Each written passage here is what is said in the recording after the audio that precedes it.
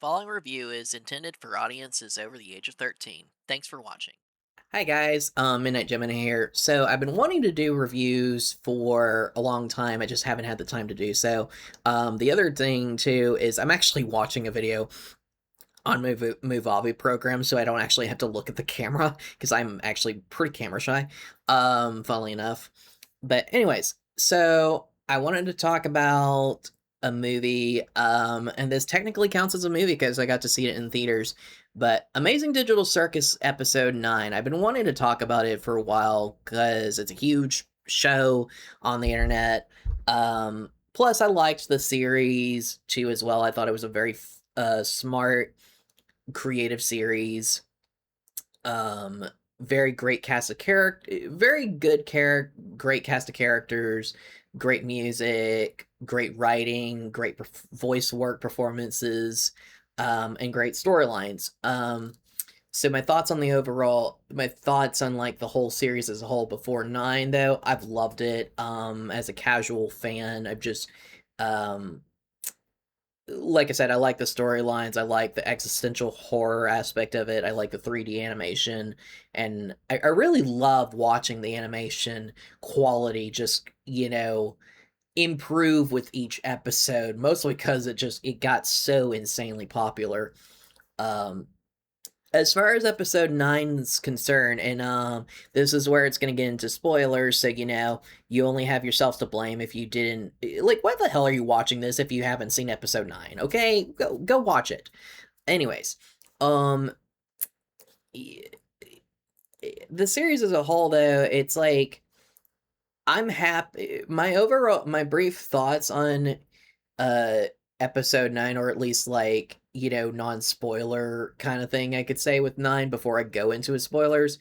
I loved it, but I understand a lot of the criticisms towards it from other people, because the big one was like, oh, it's very Jack centric focused, like for a finale it's kind of, I will say for a finale it is a little disappointing that like the main ensemble cast that we've kind of watched from the get-go, get maybe like 4 minutes of screen time for like the big, finale. And yeah, I would be lying if I wasn't miffed about that, but at the same time, considering the show and the creator has said verbatim that the main characters are Pomni and Jax, so when you consider that, it's like, yeah, I mean, the problem is with the ensemble cast, they are good representations of like different kind of art. Well, not, I wouldn't say utilize archetypes, but like you got like Ragatha's kind of like the people pleaser. Um, and it's like there's representation for people like that, or like that believe in just, being nice or being good, that type of thing, or just trying to make sure that everyone's happy, and then it kind of explores the side. It's sort of subtly, it kind of explores the whole aspect of like, if you're a people pleaser, the whole genuineness of being a people pleaser. It's like, well, you're just doing it to score brownie points. When most cases, I mean, there are some people that are probably trying to score brownie points or something like that, but there are some people that are a people pleaser that do just want to be nice and make sure everyone's having is taken care of, and I mean, there's a lot of, and the whole the trauma, or not trauma, but like, well, maybe trauma, but like the whole aspect of like,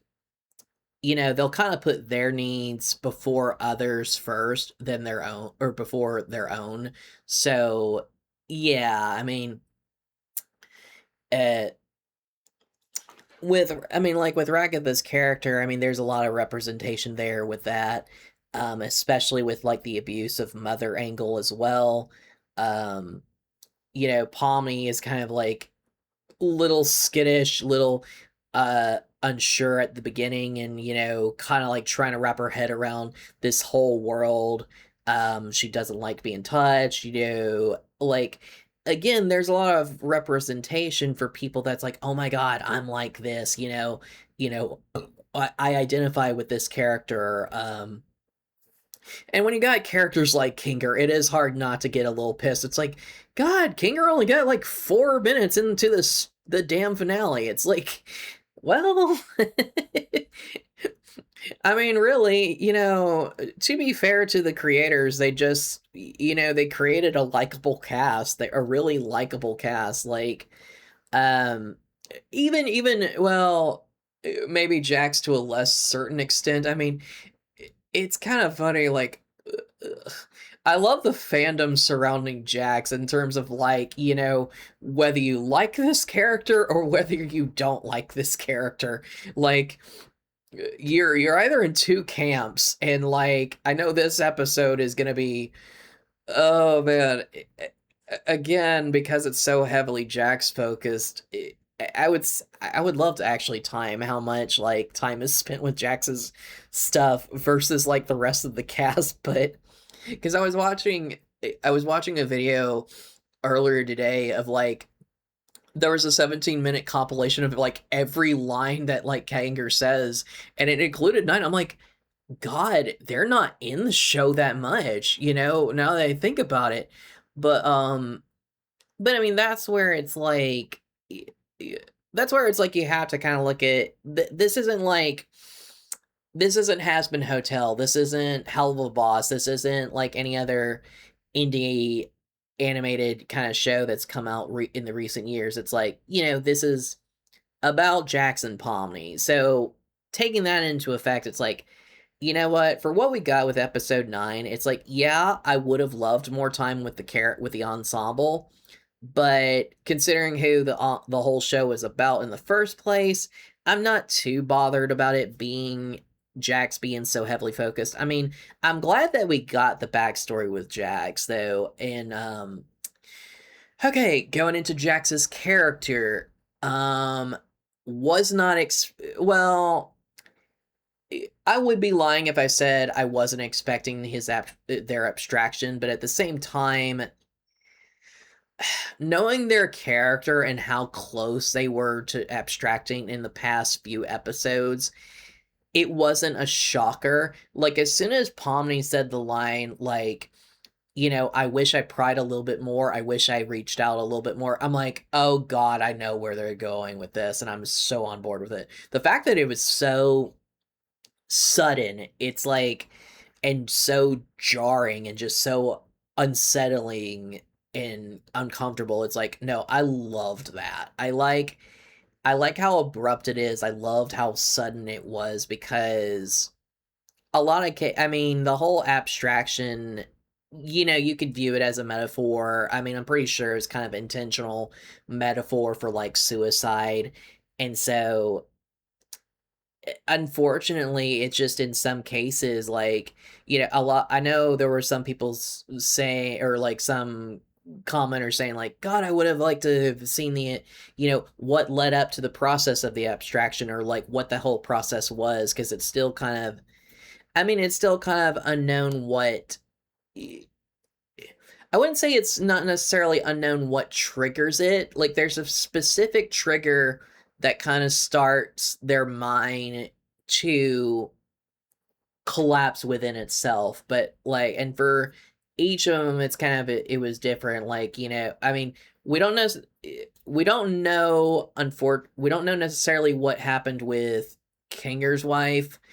Um, but like I'm pretty we can at least definitively say what led to Ribbit's abstraction, what possibly led to Kaufmo's abstraction, and then obviously what led to Jax's abstraction. With Ribbit, I mean, it's in episode 9. I mean, with Jax's backstory. We'll go more into it once we kind of talk about that. But like Kaufmo, I would say his was probably triggered by the fact that like he either realized the whole head scanner thing and realizing that like there is no exit probably broke his mind. Like, he probably did find out, if I had to guess, if I had like to theorize, I would say that Kaufmo found out about the whole head scan thing and couldn't handle the truth. Like he couldn't handle the fact that basically he's not he's not a real human that's trapped in this world. Basically, it's like they exist in like this hell essentially. Um so that probably caused the abstraction if I had to guess. I mean, that's how I would suspect it.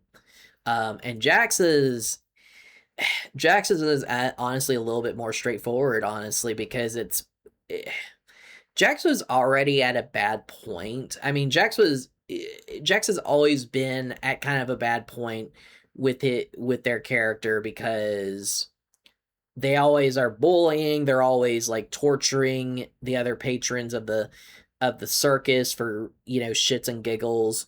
But obviously there's eh, obviously that whole a lot of people called it out, you know, that it's definitely a facade, you know, there's more to this character than what we're seeing.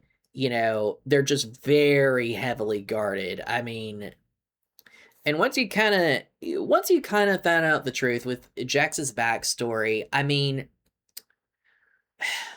obviously it doesn't condone his their actions that they take in the show. I mean, that's just a no-brainer. Just because you have trauma or you've been through horrific abuse in your life does not give you a free pass to be an asshole to everybody.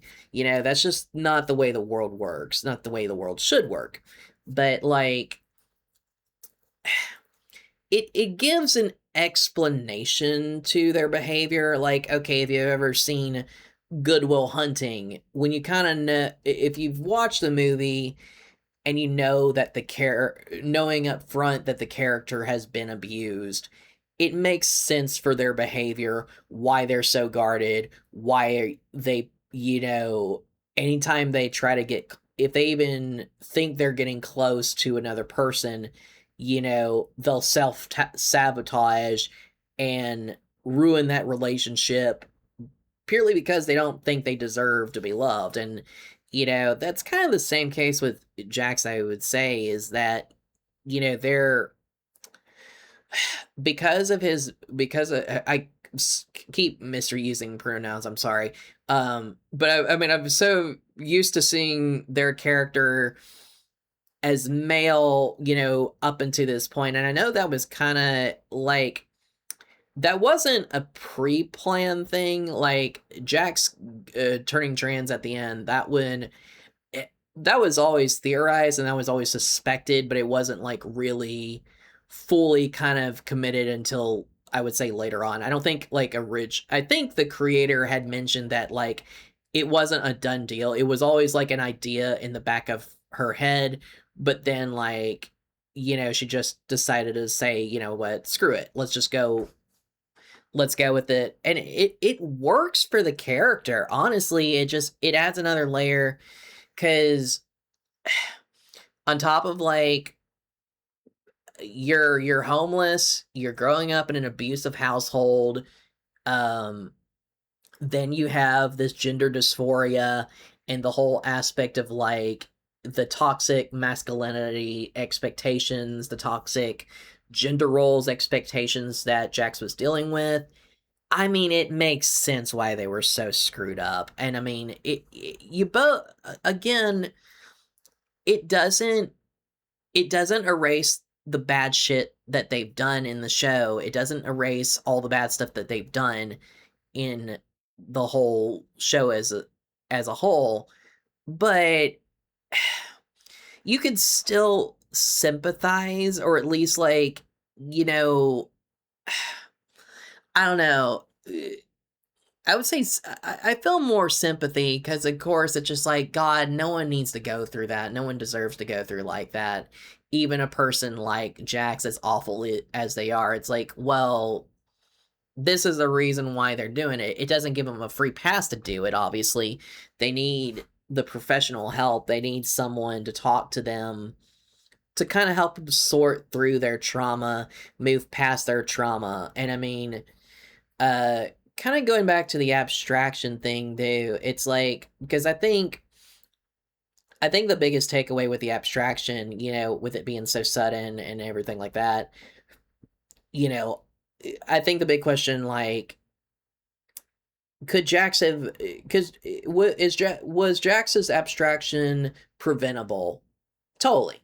I think it's totally preventable, but I think where their state of mind was before, I mean, they were barely keeping it together from the get-go the past few episodes, but after the whole head scan reveal, um, that realization, I mean, it's kind of the same with Kaufmo. Once they kind of realized the futility and kind of what that meant, what that signified, I mean, it just destroyed them completely. Um, but I think the other aspect too is just like, what was Jax's abstraction preventable? Yes, but would Jax have wanted that though? That's the big thing, because I really don't think, even though their characters said they didn't really want to go, they didn't want to disappear, or it was too late, that type of thing. I, I know they didn't want to go, but I'm pretty sure, if I had to guess, they probably were. There's probably a part of Jax that knows that they deserve this fate and deserve what they got, and the very baffling reason that they just can't wrap their heads around is the fact that, like, Pomni still wanted to reach out, Pomni still wanted to help Jax, and Jax just can't understand it. It's just like, you're not supposed to miss me. I'm an awful person. Like, they acknowledge that they're an awful person, um, and acknowledge the bad behavior. I mean, not necessarily acknowledge all the bad behavior that they've exhibited, but I mean, uh, I think if they got the hell, I mean, the problem is, it's like, with how much trauma that character was dealing with, though, I really don't think the circus would have been able to help them get past that. I mean, a lot of that, unfortunately, is up to Jax and what they want. And from what we've seen, it doesn't look like they're the kind of person that wants help or believes that they deserve help, because they're just so damaged, and there's a lot of, like, self-loathing, self-hate, that type of thing. I mean, the thing is, if you're dealing with this kind of trauma, if you're at that point, it's like, look, there is always a voice out there that could hear you. There's someone out there that will listen to you and give you the guidance that you need. Give you, it's not going to erase the pain. It's not going to erase the trauma. It's not going to erase what's happened to you particularly, but it'll it'll help you move past that, and not necessarily learn from it, but more or less, like, kind of grow from it, and not let the past define you, not let your trauma define you.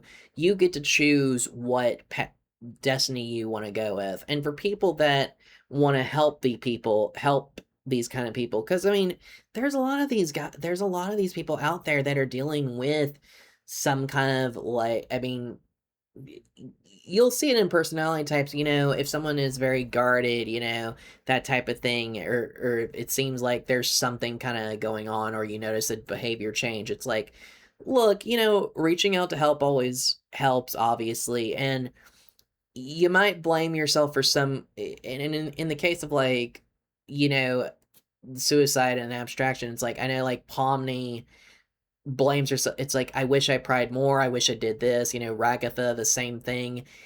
I mean, it's not fair to beat yourself up for that kind of stuff, because ultimately, you're only human. You can only do so much. And, like, if you're not in a therapist kind of, if you've not taken therapy classes, or taken, like, basic psychology courses, it's like, you're not going to have the best,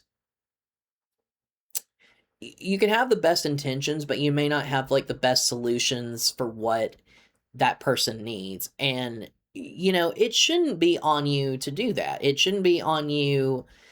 It's not your job to help someone out, it's not your job to help them move past this. That's their journey. That's, you know, obviously a lot of help guides them along that way and gives them the guidance that they need. But I digress. This is about episode 9. I'm not about dissecting, trauma and like suicide and stuff like that. But I mean, the thing I'm happy with the reveal with Jax's character though, I mean, the thing is there's a lot of representation there. There's the trans stuff, obviously that was huge. Um uh, and obviously it doesn't get I wouldn't say Jax is a great trans icon considering their behavior, but it's like it but on the other hand, though, devil's advocate, though, I would say, though, no, it is a good representation for people. I mean, Jax is more or less a cautionary tale for like kind of the worst extremes of like what could potentially happen if you decide to bottle things up, if you decide to like not identify with what you're feeling. If you keep like Jax again kind of disassociated and you know put on this facade when in reality they weren't living who they were. So that destroyed them at the end. I mean, that whole not being able to accept themselves, accept who they were. I mean, it's just ultimately it is what it is. There was only one way that Jax was going to go.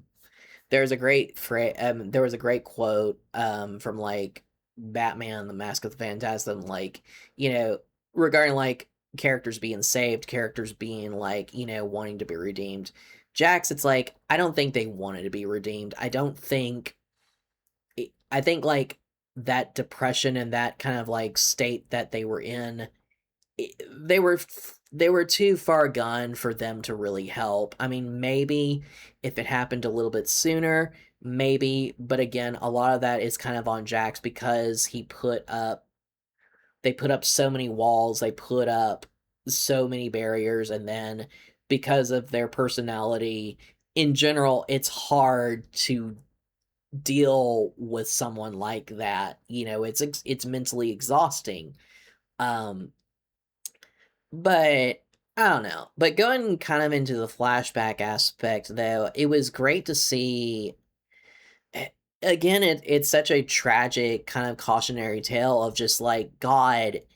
They really could have been happy. They really could have had something with like Ribbit, you know, like, and because like with the one scene where like they're having a kind of a private conversation or like in Ribbit's bedroom, and like she goes into her backstory and like Jax goes into their backstory, and after that like they freak out when like Kaufmo knocks on the door and like throws the bow on the thing. It's like you already know what's going to happen. You're just like, oh God, no, I know what's going to happen.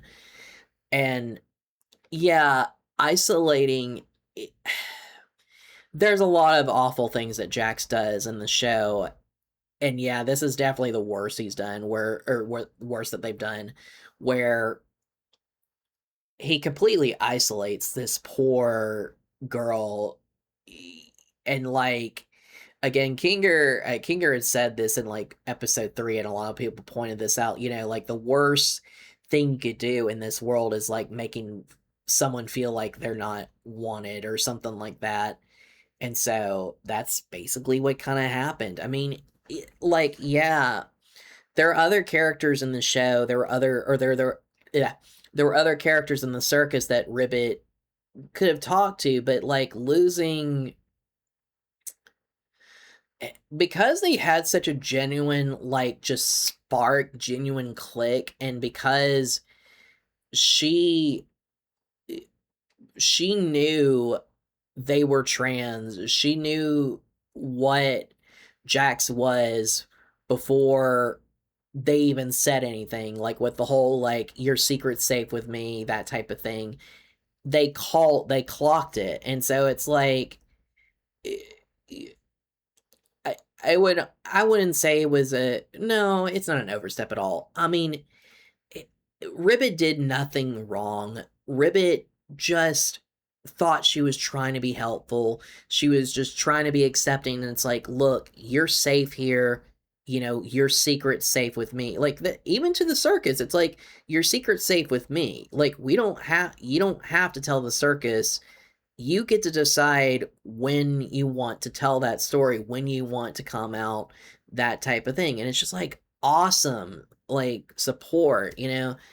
But obviously, with Jax's character and just the damage that they went through, I mean, yeah, it's unfortunate. It's unfortunate, but it's like you kind of knew that was where it was going to go with. I mean, again, kind of with the when we're watching flashbacks, it's like you're going to know where the story is going to go if it's going to take a dark turn. But you're just like, oh god, I don't want to see this. You know, like it was. Oh, it was so brutal. Just because it's like, God, I know how that is. I know how that feels. Because you could be, you could draw. Because again, if you lose that connection, if you lose that friendship, you know, if someone just out of the blue, you know, you're talking to someone and things are going good, and then all of a sudden they just completely ice you. It's like, you're just wondering what the hell went on. And then like Ribbit was beating herself up, like the fact like, okay, we should have never had that conversation. We could just go back to where things were. But like, no, Jax is so defensive and so like he just uh, again, kind of going back to Goodwill Hunting, there's a quote that he said that Robin Williams says, like, you know, you see every bad like you see every potential bad option that could happen like 10 miles down the line when you just don't know what's going to happen. You know, you just assume that something bad's going to happen because of your past experience. And like, yeah, unfortunately, it's unfortunate that that happens. It's unfortunate people that you think that way, but that's where it's like abuse can be so damaging. And this is where it's like your own mind can be your worst enemy because your mind could tell you these horrific things or tell you the the doubts in your head and make you believe that you know you could go so long and then you end up fooling yourself into believing those lies. um so yeah, but seeing the abstraction of like Ribbit or seeing just like the rest of the flashback, it was just so brutal. um um and again with like Jax's character at the end, I mean, he admits that they're a terrible character. um and I mean, I like again, I like how in that void that they're in, like I'm glad that the facade is dead. Like they don't pretend, they don't try to like, you know, excuse their actions or try to like, you know, bullshit their way through it. It's like, no, there's almost a futility of it aspect of like, well, there's nothing left to lose now. I might as well be clean because there's nothing after this, you know, type of thing. Um so I'm glad that we got that. I'm still curious about the whole subconscious aspect of their character, like with the different doors. I think, like, maybe it is one thing I saw, or one thing that was suggested, like, oh, maybe it's a compartmentalizing, like, what if Ragatha abstracted? What if Zubul abstracted? What if Gangle abstracted? What if this person abstracted? You know, like, they've already kind of prepped their mind for that event and what they would probably do, which is just like, God. I think the most messed up one was the one where Jax is in a maid outfit. I'm just like, why do you do this? Just, why are you like the way you are? But oh god. But yeah, that's Jax's character in general. I think like again, I think the big takeaway that should be with this character is that obviously the crap that they went through doesn't excuse their actions. They're still an awful character. And yeah, I feel bad that they abstracted. I mean, it doesn't put because of the ambiguity with like the abstraction thing and like the how it ended. Um there might be there might be a potential for that character to unabstract, I would say, but I don't know. Maybe the flashbang destroyed the last remnants of Jax, possibly. I have no idea. I mean, again, you could kind of theorize, what. That's the one thing I like about the series, the way it ends. It's like, there's a lot of ambiguity for like, you can kind of write your own headcanon of like how things turn out in the circus, how things turn out for certain characters. And like, yeah, maybe Jax could unabstract, but I mean, probably knowing the creator, I would say that fate is pretty much sealed. Like Jax is effectively dead and gone. But um Kane coming back though, I mean, I knew Kane was going to come back like cuz he's such a fun demented character of chaos, and I love his energy. I really love that. I just want to say, I mean, I've said this before with the voice work, but it's just like I really want to praise every voice actor on this show who did Pomni, Kinger, you name it, like just everyone involved, Michael Kovac, everybody involved in this show did excellent work. But it was great to see Kane come back and kind of I'm glad that they kind of turned him they more or less redeemed him to a certain extent. Like I know I was surprised how willing they were to forgive him, but at the same time it's like, well, he is a familiar face in this world and I think like showing him the presentation aspect of like what their real life characters were doing in the world kind of helped too because it showed that Kane does care about them and like because a lot of their mind stuff was I mean a lot of their mind files when they were scanned it's like he kind of did things based upon those mind files, like with their bodies and stuff. Like, there's a reason why Jax is there's a reason why Jax is a bunny. There's a reason why Zubal's the way that they are. There's a reason why Ragatha is the way that they are. It's like there's this.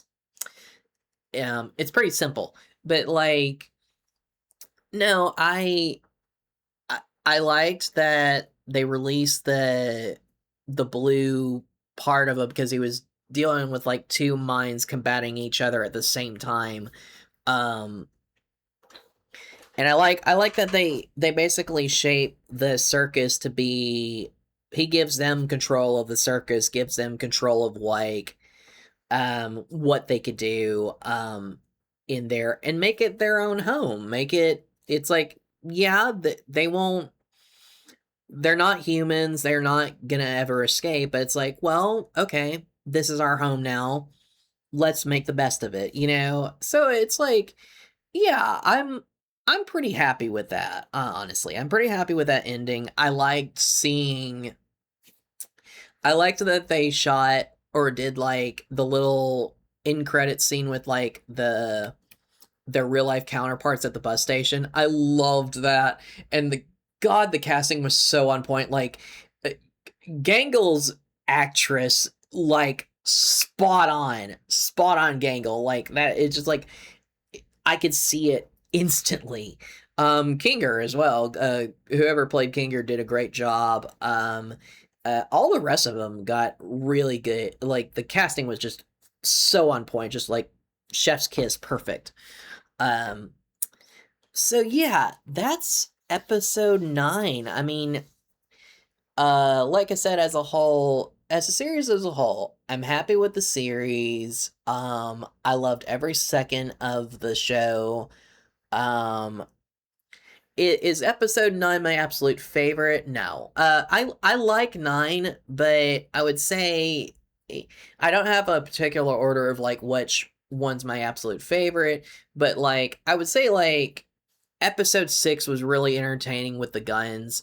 Um Episode 7 I kind of like, but at the same time I kind of don't because it's a basically a fake out adventure.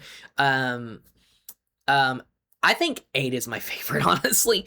Episode 8 was just such a, um, depressing or not well, yeah, sort of depressing episode, but it was like that was where I really felt like shit was at stake and, like, they kinda made a stand for the circus and stuff like that, and before 9, I mean, it was I was hopeful it's like, okay, maybe they can escape the console or like I mean, a lot of the things I thought was gonna happen in 9, I mean, I was kind of expecting them to deal with the abstractions since like Kane was no longer in charge. Um, but it's it's fine. I think I think that's the biggest thing I think that's the biggest thing that a lot of people probably were that was probably disappointing. It's just like maybe they didn't do enough with the whole concept of like, the world is basically deteriorating within itself because Kane is no longer there. Um, but I don't know. Um, but yeah, that's my thoughts on episode 9. I loved it. Like I said, I thought it was a good conclusion for the whole series as a whole. I still like the characters. I think um, eh, Kinger's still probably my favorite. I love Kinger so much. And I do like Jax's character. Again, I don't like the actions that Jax does in the show, obviously, but and I guess like it just begs the question, just like why do we like characters like this? Why do we like charismatic characters but are just absolute assholes? It's like I, I mean, I don't know. Again, Jax is just so charismatic and there's this kind of charm that you can't help but be entertained. He's like they're like Eddie was a good in comparison from like Danny Mata, but like Eddie from Ed, Edd n Eddy. But like another good example, God, I'm trying to think of it like like someone like someone like Alistair from Has-Been. It's like, you know, in the back of your mind, you know that Alistair is an absolute monstrous villainous character, but damn it, he is so charismatic, and you just kind of want to. Oh, another good example of like a character. It's like I know I'm supposed to hate his character, but I can't. Like Jake Gyllenhaal's character in like Nightcrawler. It's like, yeah, he's an absolute sociopath, an absolutely, moralist just hungry sociopath, like with no morals whatsoever. It's like, but damn it, he is so charismatic. It's like I kind of want you to succeed in life. I don't know why, but it's like I know you're an awful character, but I kind of want you to succeed because you're very charismatic about it. Or maybe like Lalo too. Like again, you have this charismatic personality from like Better Call Saul, and like, but yet they're so charismatic and they just have this, you know, infectious kind of personality where it's just like I kind of want to have a drink with you or something like that, even though you most likely would kill me. I don't know. It's again, I like the writing. It's very I like how realistic it is, and especially like going with Jax's character. It's like I love that's where it's like I like Jax's character, not because of the person themselves, but just because of how well written and how realistic. If you've dealt with that kind of trauma, if you've dealt with what they've dealt with, it's like it's so on point. You're just like, I mean, there's moments. I'm trying to think of like what it was. Oh, when like Jax was talking about like the last conversation they had, like where, um, like they came out or like they confessed something so deep and so personal, and then their mother just laughed in their face. It's like, God, that is so real. Because it's like, yeah, that is the worst feeling you could feel as a kid if you're like telling your parents something, very deep and personal. You're entrusting them, and then like they just laugh at you, like they basically humiliate you. It's like you're not going to recover from that. It's like that's deep. That's going to be deep seated into your veins. Like it's just like moving past that, it's going to take a lot of time and just kind of recovering. I mean, if you were like trying to repair your relationship, or if like the parent was trying to repair the relationship with the kid, it's like that's going to be difficult because I mean, y- really, if you ridicule a kid or humiliate them in that way, or basically dismiss their like coming out and just devastating them, yeah, they're never going to trust you again. Like that trust is completely burned, like it will take a lot of years and maybe a lot of therapy to kind of fully forgive that,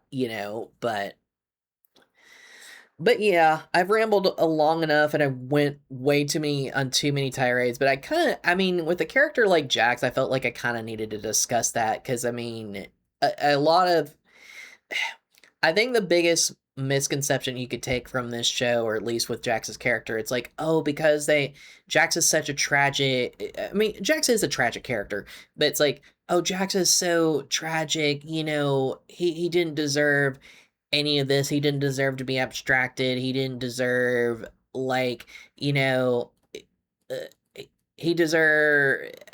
I don't know, like the apologist angle with their character. It's like, look, you can sympathize with their character, you can feel sorry for their character completely, but like they're still not a good person. And ultimately, if they had unabstracted, if they did reach out back to the circus and stuff like that, I mean, the first thing Jax would have to do in order to redeem their character is they would have to come clean and just be like, "Look, I am an awful person. I I don't deserve your forgiveness. Here's the gist of it," that type of thing. I don't know. But I mean, again, coming clean with that and just trauma dumping your whole backstory, it's like that's gonna take time. And I mean, e- even even understanding what Jax went through, it still would take a lot for some members of the circus to forgive everything that they've done in that show. So, but I mean, I think that's the thing. Jax more or less is just a cautionary tale of like, you don't have to be this way. You don't have to isolate yourself from others or pretend to be someone you're not because, you know, you're afraid. Like you don't there is someone out there that will listen to you. There is someone out there that will give you the support that you need, accept you for who you are, that type of thing. They're rare and there are a lot of people in the world, and there's bound to be someone out there. Um but yeah, that's my thoughts on episode 9. I will do more reviews in the future, if I feel up to it anyway. This was kind of fun. I know like I said, I know I rambled with the whole Jax thing, but I apologize for that. But I hope you enjoyed it. And I will see you guys in the next one. Take care.